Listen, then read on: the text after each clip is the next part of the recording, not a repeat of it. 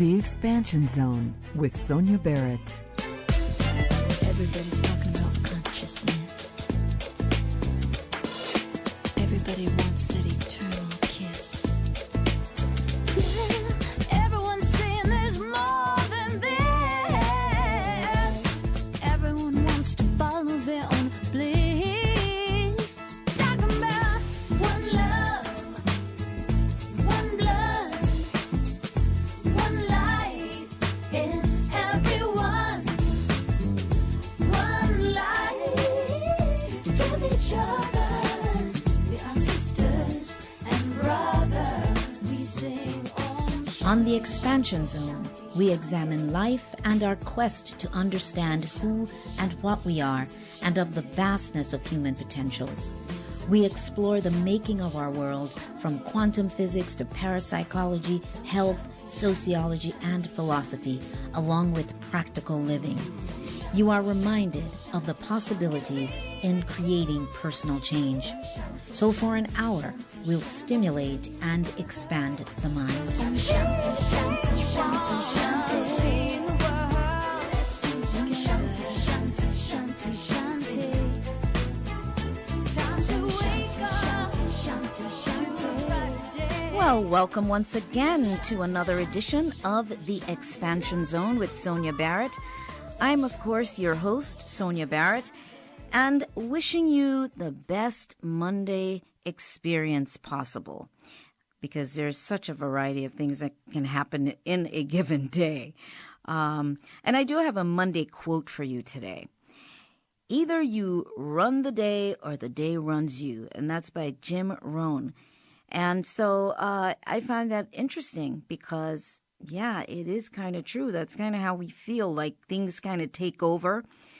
So I think that's something to think about as you encounter different scenarios throughout the day. So basically, think before reacting. And that is a tough one. That's what we all kind of struggle with, right? is thinking before we reacting. That's one heck of an exercise because I think if we did that more, we'd probably end up with maybe fewer unpleasant outcomes. I know in my case, there are definitely times where I can acknowledge that, where I stop. If I stop and I think, then maybe my choices are going to be different in terms of my reaction or my response. So anyway, that's a biggie for all of us. But today's topic is going to be really bringing suffering out of the closet and into the light. Wow. That's something we're all familiar with. And our guest is William Arndt and his new book, How to Suffer in 10 Easy Steps. And let me tell you, I love the title, How to Suffer in 10 Easy Steps, because you know what? We all have it down pat. We know how to suffer, which is why he wrote the book. So it's going to be an interesting conversation. And we do have a couple of giveaways today. Not a lot, but we are going to be doing that today. So you definitely want to stay tuned for that. So let's see. Suffering is definitely truly the one thing, as I said, that we dread it, yet we do encounter it repeatedly in our lives. And I think some people probably may experience it more than others. I don't know if we can measure suffering because everybody's pain is different for them. But it certainly seems that way that, we each encounter different situations. Some seem to be more than others. So how do we navigate around this? How do we not get caught up in every story that comes our way? Is it possible to do otherwise? Well, that's what we're going to discuss today. I think that's what we're going to be doing. And here's another quick quote in reference to how to suffer in 10 easy steps. And this was taken from Will's information. Okay, you got to be joking. A book on how to suffer. I do that without any book. Exactly. We all suffer, and yet rarely do we address the issue directly. The one thing that everybody does, yet it is rarely talked about. We talk about the external, such as events, people, and conditions that create suffering, but hardly ever talk about the internal, the state of suffering itself. Bringing suffering out of the closet and into the light is what this book is all about. So, a bit of bio here. Will Arndt is a physicist, software entrepreneur, filmmaker, and author. He wrote simulators for the early Star Wars program, created software that the Fortune 500 world runs on, created the What the Bleep Do We Know movie and books, and co-created the Book of Visionary Prophecies, the Little Book of Surprises with Deirdre Hade, and he'll correct the pronunciation on that. But I think pretty much most people are familiar with the movie What the Bleep Do We Know? And I know I was so excited. I remember friends and I, when we first heard about the film, and we all went to the movies together to see it on the very first day it opened in Los Angeles. And it was on a small scale then, before most people knew about it, before it really branched off. And that has had an amazing impact on a great many people's lives. It was way before the idea of The Secret. This was definitely cutting edge, and that's what Will does, cutting edge stuff. So, Will Arndt, welcome to the Expansion Zone. It's been a while. Hi, Sonia. Well, good to be here. Good to be here. Yes. So, you wrote this book, How to Suffer in 10 Easy Steps. I love the title. I'm sure everybody loves the title. So let's see here.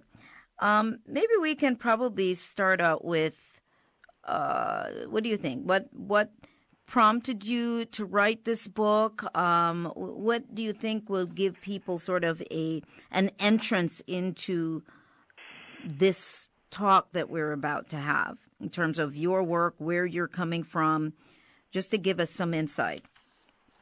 Well, I think the place to start is the very beginning, the moment where the idea landed to write this crazy book.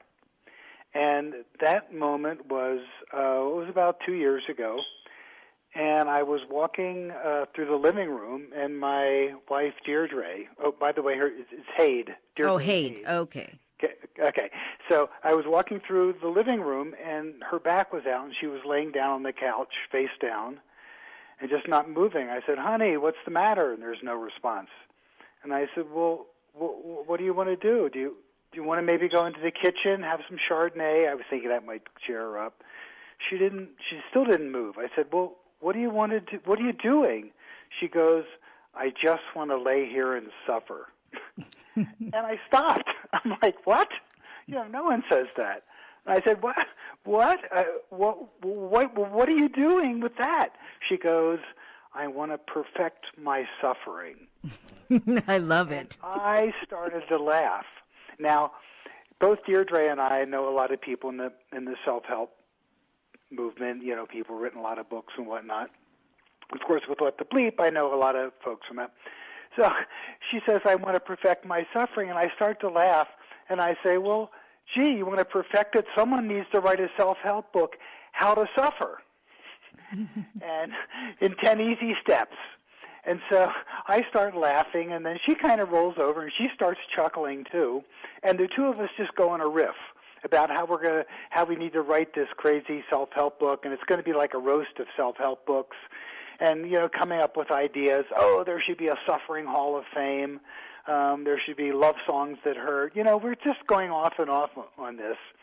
And by now, she's kind of sitting up and laughing, and we're talking about this. And after about 10 minutes, she's feeling much better, so we go off to the kitchen. She has her Chardonnay, and we're still talking about it and laughing about it and thinking it's this funny thing. Well, it's one of those ideas that, sometimes you have them, you're with your friends, you have these crazy ideas. You have a good laugh. You wake up the next morning, you go like, oh, my God, we were really out there last night. Oh, well, and forget about it, right? Right.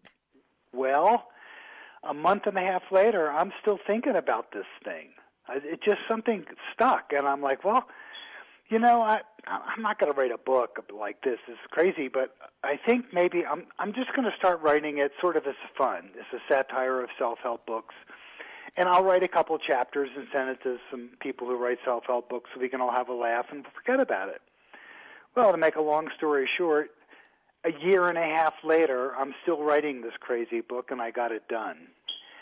And so it's one of those things I never, in my life, never thought I would be writing a book on, of all things, suffering. I mean, I'm into math and physics and metaphysics and spirituality, but something like internal like that, it just really is not anything I've focused that much on, except, of course, I suffer like everyone else, so I've had to. But so it's really a surprise, but what happened was once I started writing it, I realized there was really something here, and like I said, a year and a half later, the book's done. Wow. And, of course, you know, as basically you've said, suffering is not in short supply. there's an abundance of it. But what did it do for you, though? Because writing this book, you had to have gone on a very sort of interesting journey. You know how that is. It's like you're having ideas, you said, and you're writing, and suddenly there are things that start to connect with your own self, start to relate. So did you see, was there anything, profoundly different that you'd say happened for you in the process, like internal discoveries?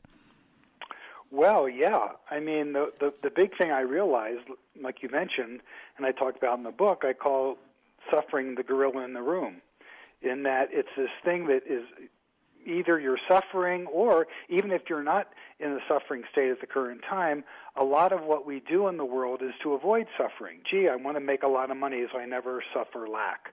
I want to find my true love so I don't suffer loneliness. So it kind of motivates so much of what we do. And then, of course, when we are suffering, then it kind of overshadows everything. So it's this huge thing in life, but people rarely talk about it directly. It's like when Deirdre said, I just want to lay here and suffer, and I stopped in my tracks because no one says that. What do they say? Oh, how are you doing? Oh, my boss is a creep. Oh, my lover left me. Oh, man. So, but no one ever just stops and says, I'm really suffering. Right. Yeah. So once I realized that, and sure enough, the universe, which is always throwing stuff our way, in the process of writing this book, I had some things happen that were, very painful, caused me to suffer. And so at that point, and I'm writing all this stuff and coming up with things, and so I'm like, well, I guess, Will, the experiment is you now. So here you go. So, it really changed how I deal with it. I love it because that's the beauty, I think, of much of this. And, we do workshops, and we, meaning that we might facilitate a workshop, and we do talking and all of that, speaking. But I think people must always realize that the person that's doing, at least when I'm doing workshops, I'm clear that I'm part of the workshop. I'm clear that much of what I'm doing or talking about, I'm the first person. I'm really the first person that is receiving something from what I'm sharing. And I think that is so profound. It starts there, and then, you're giving it out. You're sharing with others, but it's impacting you. Right, because otherwise, then you're just kind of a talking head. Exactly. You're just saying, oh, well, this is this theory. I read this in a book. You're just putting things together. But when you actually, find stuff out and figure things out, and then have to apply it to your life, I mean, that's the litmus test. It's authentic. I mean, it really becomes authentic, as you say. It steps away from just theory. There was one thing that you also said in your writing that is so very true, and you just mentioned it as well. If I could create life according to my wishes, hopes, and desires, I would not suffer. And I think that is a massive misconception. So people are constantly in this hunt for that final thing that's going to stop the suffering. So we do hear that a lot. If only I could make a lot of money, like, as you said, then it would, that would fix everything, or whatever the case may be. So this ongoing hunt. Well, that ongoing hunt just keeps driving us. And the thing is, it's just not true.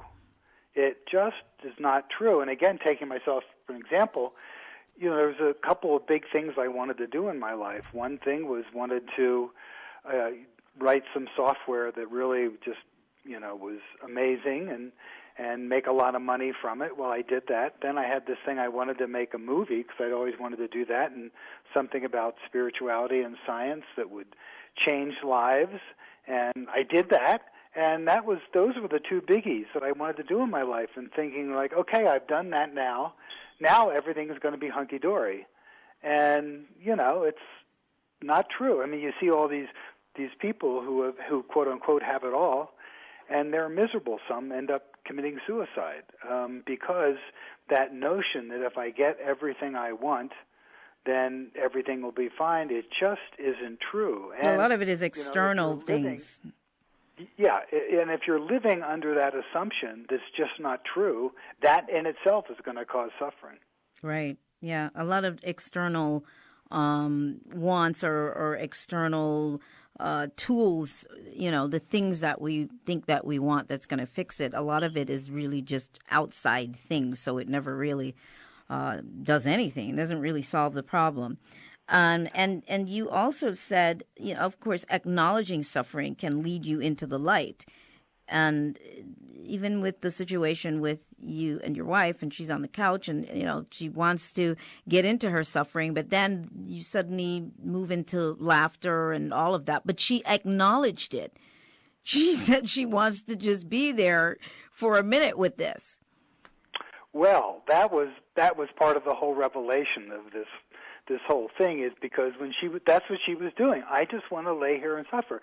And so generally, I think what most people do is when you're suffering, you go turn on the TV, you go for a drink, you do whatever, instead of just sitting with the suffering. And so that's what she did. And just by sitting with it, what I found is that if you keep pushing it away, it doesn't go away. It just goes into the unconscious and makes you feel miserable, low-level miserable.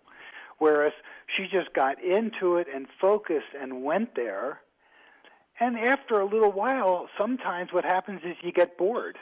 You're like, okay, I'm done feeling miserable. Okay. And what happened with her was she had gotten to the point where she just experienced it. Okay, I got it. And then we started laughing, and of course laughter is a great antidote. Between the two, 10 minutes later, she's up. Actually, her back wasn't hurting so much anymore, and we were off into the kitchen having a good laugh. I love it. Yeah, you're right. It's, a lot of the distractions, we come up with various things. It's the thing you want to avoid. That's kind of what it is. It's the thing you want to avoid. Again, the elephant in the room or the gorilla in the room, and you want to pretend like it's not there, and it doesn't really go away. It just finds a way to show right back up. Yeah. It is really funny. Now, there was something else you had said, and I was going to kind of pounce on that for a second. But all right, let's kind of talk about the steps. You talk about this suffrage meter, basically. And you want to talk about that, and then we can kind of move into some of these steps. Yes, that's one of my favorite things in the book, the sufferer-ometer. Yes. The sufferer-ometer. And I wrote this chapter. It was called The Pseudoscience of Suffering. And I sort of get, scientific-y. There's cycles, there's graphs, because I'm a bit of a nerd. So I have this sort of stuff, and at the end of the chapter, I say, well, any science, even the pseudoscience, needs some sort of metric in order to measure what you're, experiencing. So this is that sufferer-ometer. And a sufferer-ometer is a gauge to measure what you're suffering. And then I have little instructions. It's sort of like a little home arts and crafts project where you make this thing and you put dials on it and whatnot. But essentially what it does is you say on a scale of 1 to 100 how much you're suffering. And so I come up with this idea, and I'm like, okay, that's kind of funny, a sufferer-ometer. We're having fun in the first half of the book. So it gets to the second half of the book where it gets more serious, and I woke up one morning and I was just feeling horrible about something. And so I just decided I was going to use the sufferer-ometer, and it actually worked. And the thing is, what it does, again, we're talking about the grill in the room, about trying to avoid suffering. If you have to get up every day and say, okay, on a scale of 1 to 100, how much am I suffering? It's really pretty interesting, because now you have to actually externalize that internal state. Mm-hmm. And so it turns out, I have one and put it up on the refrigerator. My wife Deirdre has one. She has it on the refrigerator. So we kind of joke, if you get up in the morning and you see your mate's sufferer-ometer is up around 95, it's like, well, today may not be a good day to bring up, something. Or if it's down to 2, you're like, hey, I think now I'm going to talk about that new car I want to buy. That sort of thing. So, sort of humorous. It sort of lets people in your environment know where you're at. But there's other parts of the sufferer-ometer too. One is called the wisdom wheel, and that's assuming you want to get out of your suffering state. What wisdom are you going to employ in order to get out of it and drive the sufferer-ometer down? So that's a brief 10-4 on the sufferer-ometer. Yeah, no, I like the idea. I thought it was kind of funny. Now, if your mate, if every day you get up and it's at 95, it never changes, yes, that's a problem. That's a problem. That's a problem. Yeah. But before we go to the steps, I just wanted to point this out, because I'm always looking at this, over the years. I think this automatic response that we have, oh, how are you? How are you doing? And everybody says, fine. Does anybody really want to know how you're doing? I'm always thinking that.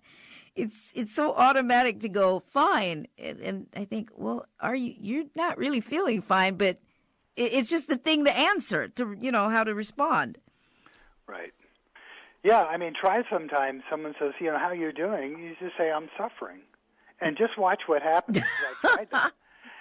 And everyone they stop, and the reaction is some people just get very, flustered, and then some people, just say, well, well, do you want to talk about it, or do you, can I do anything?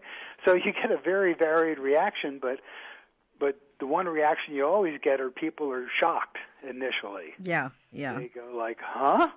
Because, there's this whole, how you doing? Hey, fine. How you doing? Oh, good. What's up? Oh, not much. How you doing? Yeah, good.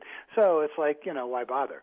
Yeah. Well, it's uncomfortable when somebody says it, because it's so unfamiliar. It's so outside the norm. That when somebody says, you know what? I feel like, poo-poo today. Especially if you're, say, at the grocery store and, the cashier says, hey, how's your day going? How are you doing? Well, do you have some time? I don't really think they really want to know. It's like, actually, this is how I'm feeling. It does throw people off. The honesty is not something, first of all, that is encouraged, and we're not familiar with it in our world either. So that's for sure. It's a shock. So let's talk about. Let's get into some of the deeper aspects of it. As you said, the more serious aspects of it. Some of the steps. I want people to know what's in this book, because I think that everybody should get it, just because everybody's familiar with the subject matter. Yeah, so there's the first part, there's the 10 easy steps to suffering. And the idea of the 10 easy steps is, okay, these are the easy ways to suffer, so if you don't want to suffer, do the opposite. But it's kind of a way to, by saying the easy ways to suffer, it's a little more a humorous approach right. to getting into it, because, let's face it, if you're writing a book on suffering and you want people to read a book on suffering, you don't want them to suffer while they're doing it. Exactly. It's kind of not going to work. So there's a fair amount of satire and humor throughout the book. So the first half of the book is the 10 easy steps, which is kind of fun, and talking about them. And then the second half of the book is the 6 slippery steps to get out of suffering. And that's a very different thing. And the reason I call them the slippery steps is because each of the techniques you use, it's a way to get out of suffering, but it's also a way that you can actually create more. It's a slippery step. And we'll talk about that later. But some of the 10 easy steps, like one of the easy steps is play the blame game. Someone suffering, some people just blame and blame and blame. They're always blaming something, or they're blaming the weather, or they're blaming God, or they're blaming their neighbor, or they're blaming something for their suffering. And the thing is, if you are always blaming, you never really get the lesson that is there. You never really move beyond it because you've abdicated all your responsibility. You're not responsible for it, so there's nothing you can do, so you just lay there and suffer. So that's an easy way. That's one of the easy steps to suffering, is play the blame game. Yeah, that's the common one. Well, people taking on responsibility for what they're experiencing, I think for many people, somehow in their minds it conjures up difficulty. And I think it's more than difficulty that it conjures up. I think it conjures up perhaps memories of choices or behavior, things that, you don't want to know that of your own free will.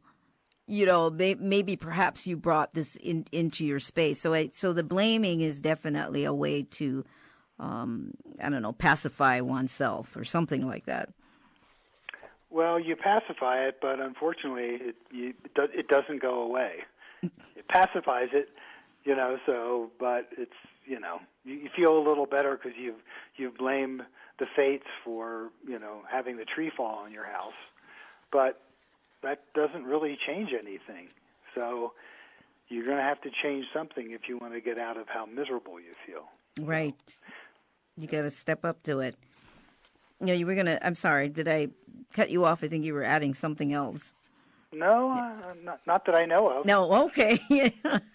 But the blame aspect is a big one. And, of course, we're not going to spend the rest of the next half an hour talking about it. But I'm just emphasizing that because I think it's just a part of our common programming to do everything out external, make it something outside. In whichever way possible, the external approach seemed to be a more comfortable approach for human beings, for us anyway, in terms of what we're talking about, suffering. Yeah, well, we live in mostly a secular, materialistic society. That's sort of the way that most people think the world works these days. And so when you have an external materialistic society, everything is going to be externalized. The internal state is not really something that's focused on, so that's why people are always projecting outward. Yes. Now, another one of the easy steps is fervently desire the unattainable. Mm-hmm. So an example to that would be, let's say you want to be an Olympic volleyball player. That's your whole life is about being an Olympic volleyball player, and you're 4'6". It's never going to happen. It's not going to happen. I don't care how many mantras you chant. I don't care what you do. You're not going to be an Olympic volleyball player. But if you really have your heart set on it and you give it anything, you will be frustrated. You'll be disappointed. You'll be frustrated. Yeah. So that's an example of another one of the easy steps. Yeah, and I think this is very common. You gave that analogy that sounds kind of ridiculous, but I think we can look at other things. I've seen that where people have these far-reaching dreams that is unrealistic based on a set of conditions, for that person, but you can't really say anything. You just kind of have to let that person go through it. And it has nothing to do with not being supportive. It's just person is 4'6", as you said. Chances are that's not going to happen. Right. But yeah. So what I think we're going to do right now, Will, we're going to take a quick station break, and then when we come back, we're going to give away a couple of Will Arntz's books here. Book, How to Suffer in 10 Easy Steps. Discover, embrace, and own the mechanics of misery. Anyway, stay tuned, and we will be right back after this brief break. This is KPFK. And so because she understood her language, the next day she quit the job. She took it off the table. The Aware Show with Lisa Garr. That's fantastic. That's interesting. I love it. It really does. It really does show you answers to things. Because she understood the dream, she acted on it like the next morning. How can we expedite that and remember our dreams more? The Aware Show with Lisa Garr. Wednesday and Thursday afternoons at 1. This is KPFK. And we are back. Of course, you are tuned in to KPFK 90.7 FM in Southern California. And you're listening to The Expansion Zone with Sonia Barrett. And that's me, your host. And we are speaking with my guest today, William Arndt. And he is the author of this new book, How to Suffer in 10 Easy Steps. Now, Will has graciously allowed us to give away 2 of these books. So there are 2 books that you can call in, and it's only 2 people, and it's going to go pretty fast. So I'm just telling you right now, it's going to go pretty fast. So 2 books, 818-985-5735. And I'm going to let you know immediately when those 2 books are gone. So 818-985-5735. And you can call in and get a copy. All right. So let's talk about this a little bit here. From the metaphysical aspect in your book, where you're talking about personal laws. And I think that this is super important, this paragraph here. Do you want to talk about that a bit, Will? Yeah, I'm curious. Which paragraph are you looking at? It says personal laws. When all's said and done, each of us lives under our personal laws, whether they come from God or philosophy, the legal system, or what we feel in our gut. We ultimately are the ones who choose our laws. Well, that's something, actually, I've been thinking about that even more recently, and it's like the one freedom we all have, we all get to believe whatever we want to believe, and those beliefs become our personal laws. So if you're the sort of person who really believes that the universe is an uncaring, unfeeling machine that just grinds out organisms and then grinds them back down to the dust, if you really feel that way, that will shape how you approach your life. So your personal laws are the laws that you live under, and they really, really affect to a huge part. Now, some people call this your paradigm or your worldview. There's a lot of different things for that. But it's an incredibly powerful thing that, again, most people, if you have to say, okay, what is your worldview? What are your 5 things that you really believe are true? That, most people would go like, because it's one of those things that we just assume things going along, but again, we never sort of bring them out into the conscious and look at them. So since we're talking about suffering and going into those states, those personal laws really affect. So again, we had talked a little bit earlier about being a victim. If that's one of your personal laws, is that, the fates are unkind and I'm always getting taken advantage of, then that is going to affect how you perceive the world. Because really, another thing that these paradigms or worldviews do, they really affect our perception. So the old bit about rose-colored sunglasses, when you have, certain people are cheerful, and so they see they experience the world in cheer. But other people, because they have a whole different worldview, let's say a cynical worldview, then something that one person may think is pleasant, they find horrible. So that's why I got into the whole thing about your personal laws, because really those are your marching orders.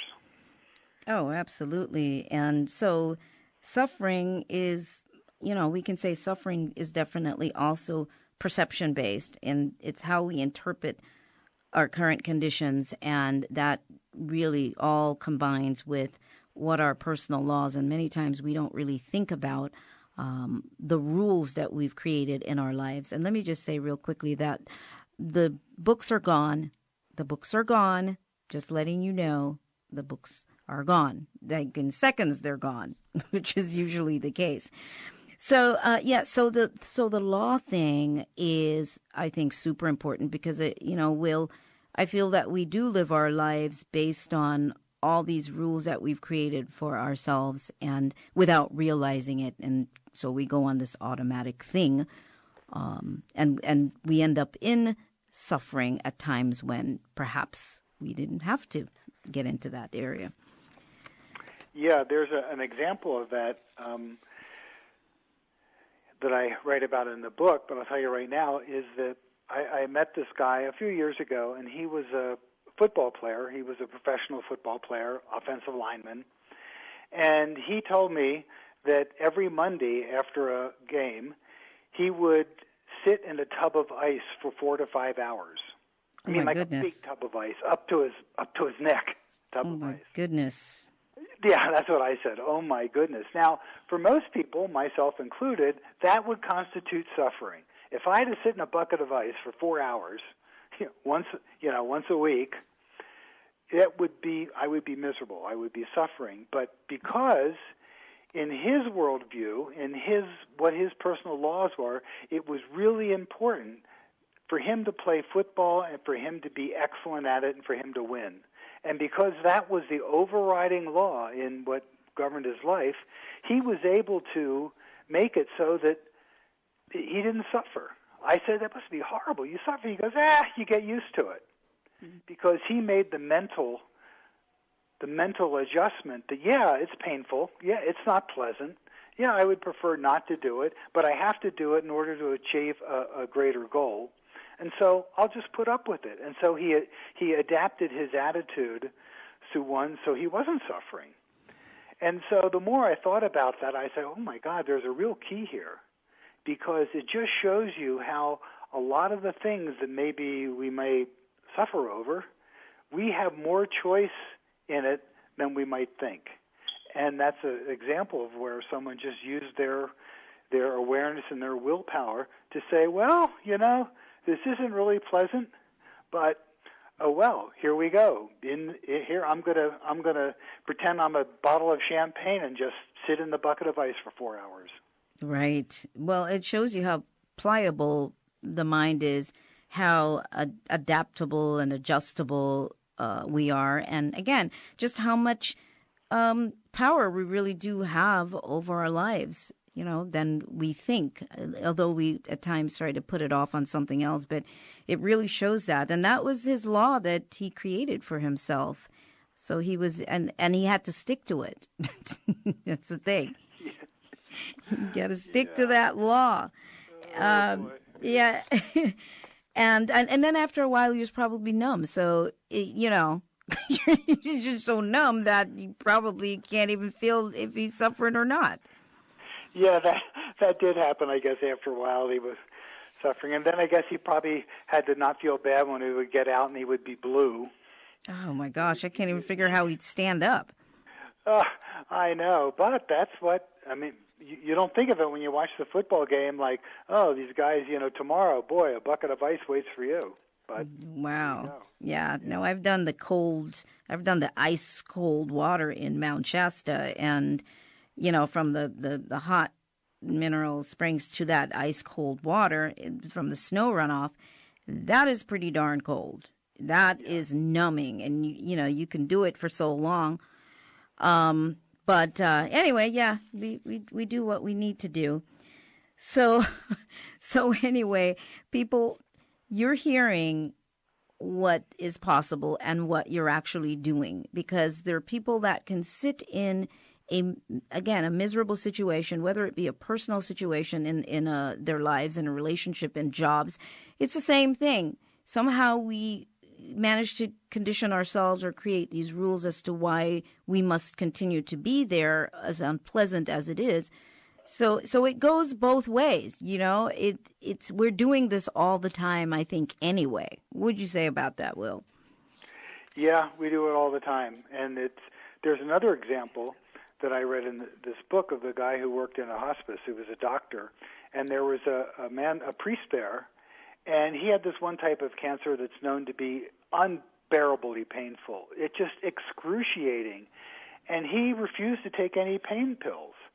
And they're like, "What are you doing? How can you?" And his belief was that basically by experiencing the pain that he was experiencing, he was somehow transmuting that for other people, and so they would have less pain. So this was his way of giving selfless service. And so they said this priest was always in a very happy mood, and they knew he was experiencing just unbelievable pain. So that's one example of how you can move beyond the pain and not suffer. Now, the other side of this thing is sometimes you're suffering and you ought to be suffering. And this is the time when, let's say, you've done something really bad, something horrible. You've really hurt someone you loved. And maybe you didn't really mean to, or maybe you did, but you just suddenly have the realization that, oh my God, I just hurt someone, and you know, you feel this unbelievable guilt and some very, very, that can be some very, very serious suffering. And that time, it's not so much that you just want the suffering to end, because there's a lesson to learn. And the other side of all this is that the suffering's around because generally there's something to learn, there's something to live. And personally, I can tell you that the biggest changes I've made in my life have been when I've suffered a lot. Because you're just in such a miserable state, you go, you know, I will do whatever I have to do to get out of that. And in the case where you've wronged someone, there's steps you can go through. We talk about this in the book. There's steps you can go through to make amends, to make repair, to clean that up. And to change, you need to change yourself in order to really make the repair. And that's the part of suffering, because otherwise, if there's no point to it, then you might just say, yeah, I think you're right. It is a cruel, uncaring universe. But one of the things that I came to is when it's happening, sometimes you don't even know why. Sometimes you do, but it's there because it's really the doorway to change if you're willing to engage in the process. Right, and you do have that on the opposite page of personal laws is, so what's the point? And you sort of summarize that, but it really does line up well one's personal laws as it connects with the universe in terms of what unfolds based on, you know, your own rules that you've created. So I think that's a great chapter. Obviously, I just picked those two little sections, but obviously it's a whole chapter. It's called "It's the Law, Citizen. Laws Are Made to Be Obeyed." President Lyndon Baines Johnson. Anyway, so that's great. And then you have the power of not now, and that's also phenomenal in terms of what you're explaining, how you're giving people a better understanding, moving forward into the future in terms of either things that have happened in the past, and moving, forward. Yeah, my apologies to Eckhart Tolle for paraphrasing his book title, The Power of Now, Power of Not Now. But the power of not now, being stuck, some people are stuck in the past. They are still going back over and over about something someone said to them and embarrassed them in front of other people 10 years ago. and it's still causing them grief. Or, of course, the other side of it is in the future anxiety, just worrying about something that you're afraid is going to happen, hasn't happened, may happen, may not happen. Worry about that. So the power of not now to make you suffer is really pretty strong. And it's one of those things, again, people can tend to fall into it. You know, people who are anxious, who worry a lot, have a lot of that anxiety.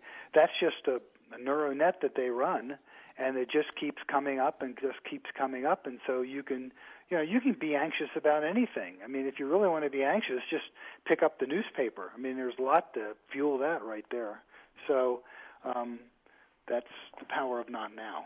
Right. And again, I'm going to emphasize, but I think emphasis really should be placed on those things that we are holding on to, you know, from our past. From there are things that we can let go of. I mean, I'm just going to come right out and say that. There are things that happened to us that we can. And I think sometimes we have this idea that we need to keep holding on to it.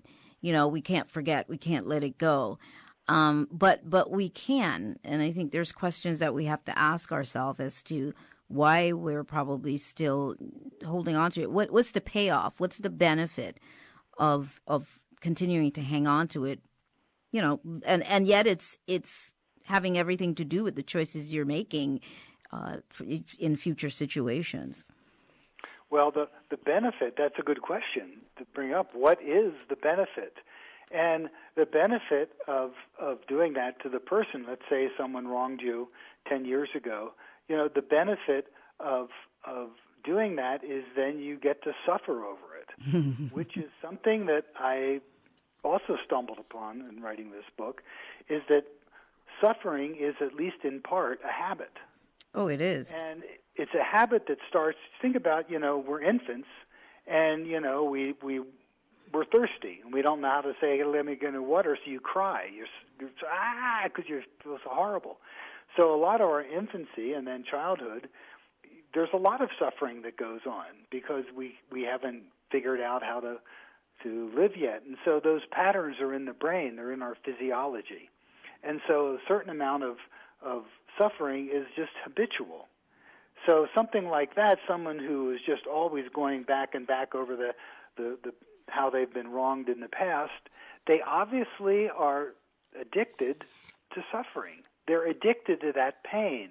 It's so familiar. It's for them. They've done an inverse, and that is their comfort zone. That's where they feel normal because it's the habit.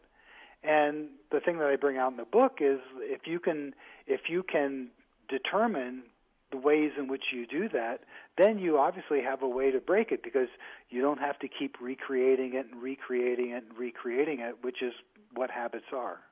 Well, the beauty is the acknowledgement, and what you've just said, what we've just shared in the sense of the habitual nature and the habit of suffering and pain is also profound to relieving ourselves of suffering, because people don't really think of it in terms of this is a habit. You know, we're now addicted to it, and it's for some people they almost find they go and find more things to suffer about. You know, new stories, because it's such a normal part of their lives and how they function. Yeah. That's exactly it. People will go out and just keep recreating those situations that cause them to suffer. Meanwhile, blaming everyone and everyone else for doing it, and they're creating it. I mean, it's just one of those things. Right. And suffering is free too. You know, I mean, you do pay for it. You know, on one end, there's somehow you're making payments. But at the same time, while you're going at it, it's free. But the payment is the feeling, the discomfort. That's the payment right there. It's like that's just too much. Well, at one point, I had this in the early introduction of the book. I said, you know, suffering is your constant friend. You know, it's always just right next door. You know, love is elusive, happiness comes and goes, but suffering is always right there. You know, you can always shut your foot in a car door and you'll suffer. That's It's right. that close to you. It's always right by your elbow. It's your best friend. It is. Always there. It is. And that's where you find people who are particularly truly addicted to this. This is where they say that they always have bad luck, or go figure it would happen to me. They're people that is a mantra for them. They do feel that they're cut out for suffering. It always just happens to them. Yep. So, Yep. so if you're listening out there, these are really great tidbits for, particularly because we're in a new cycle, 2020, and people make all these New Year's resolutions, and sometimes the resolutions are made topically without really looking at many of the things that we're talking about today, which is why they end up in a situation where the resolutions don't happen, or they try and then it falls apart, because you have to look at all of this, your addiction to perhaps suffering or failing. Mm-hmm. Well, one thing I want to mention, I mentioned it earlier, just bring it real quick. I said about the 6 slippery steps to end suffering, to get out of your suffering state. And there are things like attachment, forgiveness, surrender. So one of the slippery states is actually external substances, drugs.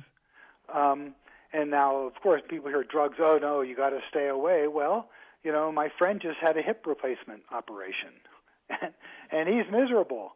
And they gave him some drugs to take, and in that case, yeah, sometimes that's the right thing. But it's obvious where it's a slippery step as far as drugs are concerned, because, of course, people get addicted. But something like surrender or forgiveness is a way to get out of it. Like someone who's always going in the past, you forgive, or you surrender to a situation. But surrender is also a slippery step, because there's times when you're suffering something and you shouldn't surrender. And the great example I think of is the late 50s, early 60s civil rights movement. Some people were saying, oh, gee, it's just, this is the way it is, just you have to surrender to it. And then there were other people who just said, I am not going to go sit on the back of that bus. No, I am not going to surrender to it, because it's just not right. So the idea that these things that you can do to get out of it, it's slippery. There's times when you can employ them, but times when you're just running away from something. And so this is where wisdom comes in, where you have to, in any situation, you say, okay, there are various techniques, the 6 slippery steps that I give in the end, you can do, but, sometimes maybe you shouldn't forgive someone. Maybe you shouldn't forgive someone because all you're doing then is excusing their behavior, which is harmful to you and other people. So it's like, yeah, I'll forgive you when you change your actions. And you see this actually in the 12-step program, which I talk about in the book. There's some of the things that they say there. They say you've got to make amends. You've got to repair. You just don't forgive someone because they say, oh, gee, I'm sorry. Okay, you're sorry. How are you going to change? What difference in, holding other people to that? So that's just some of I just wanted to get in a little bit of the... No, I'm glad you slippery steps. Oh, no, I think that's really important. Because also what you're mentioning is that there is disempowering surrender, and then there is empowering surrender.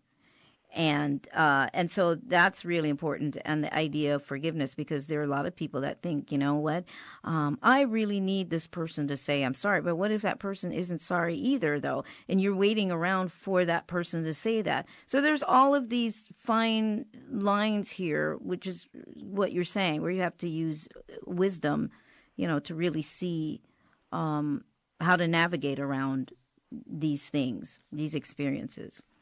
Yeah, and like attachment, non-attachment's another one. some people say, oh, you have to be non-attached, and they get so non-attached, they don't care about anything or anyone. Right. They're so non-attached, they're not even living. They're just, they're like a zombie. Hey, man, it's just whatever, just whatever. So, again, but there's times when, okay, you're miserable because, someone stole your car. Well, that's not fun, but, right. Oh, well. I mean, it's Yeah, right. The moment. What does the moment call for? Right. Will, I want to make sure before we move, because we're almost there on time, what's your website? And if you have any events coming up, anything else that you would like the audience to know about, if you would go ahead and let us know at this time, that would be great. Well, the website for the book is, believe it or not, it's howtosuffer.me. I can't believe I got that URL, but howtosuffer.me. Yeah. I also have another one, sufferer-ometer.com, because I'm going to I'm doing a video series on the sufferer-ometer. Oh, great. So that's one way to get more in on there. There's a playlist you can go to. I put together a bunch of videos talking about this stuff. They're there. There's links there. There's links to different interviews. So that's really the best thing. To be able to, and the videos that are coming up, they're not there yet. You're working on these additional videos. Oh, no, they're there. Oh, okay. The website, yeah, they're there. And then I think there's links to my YouTube channel where there's even more of that stuff. So there's lots of information. I've done some TV interviews. I have clips of those there too. So there's lots of stuff there.